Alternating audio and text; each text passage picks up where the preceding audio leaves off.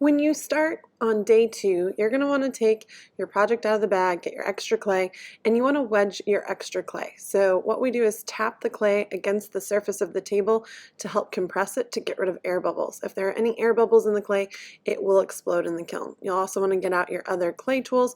The next step that we have is to figure out how much clay we need for the head of our creature.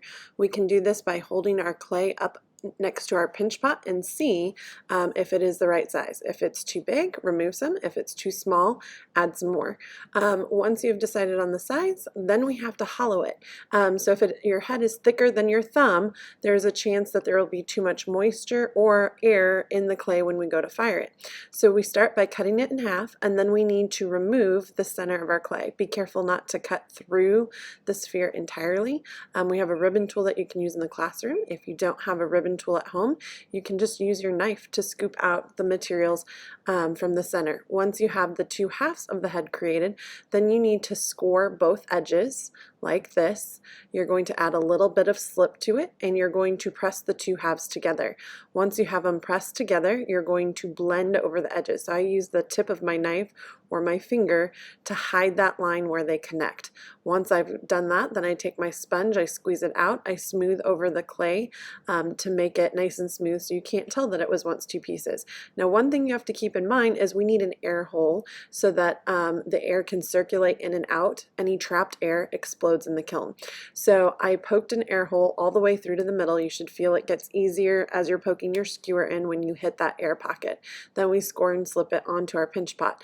Now, one thing that I found difficult is once it was connected, it was hard for me to do the additional details on the creature. So I would recommend adding the details to the creature first before you score and slip it. So here you can see I'm pinching out some clay to create the beak of my duck, and I'm just forming it. This is the model technique. You'll also notice that I'm pinching the clay here on the back of the head to create a little feather texture.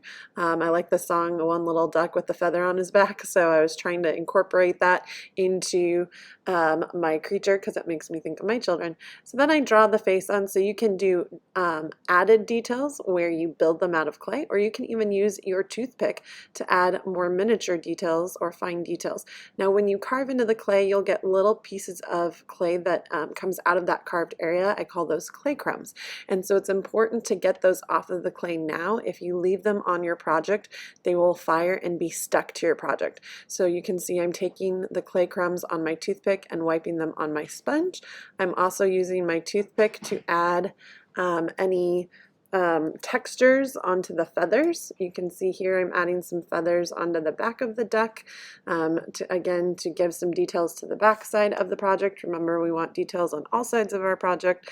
And then you can use your different tools to add textures. Anywhere that you connect, sometimes you need to reinforce it with a small coil so that way it doesn't fall off. So I did that on the wings, and I'm taking some time to smooth. Remember, today we want to make sure that we're smoothing out any cracks and creases, because when our project goes through the kiln, any lines, anything that we see, it will come out with those still showing. So we want to make sure that we're taking time to smooth, and so we are happy with our final product. Here you can see I'm drawing some feather details on the wings and also on the tail to incorporate that texture criteria. And then last minute smoothing, and I am finished with my project. Now, one thing before we're done, make sure to go back and check your name. Can you see it? If you can't, take your sponge, rub over it, and start fresh. So I carved in my name, my hour, and the date, and so now I have that ready to go into the kiln.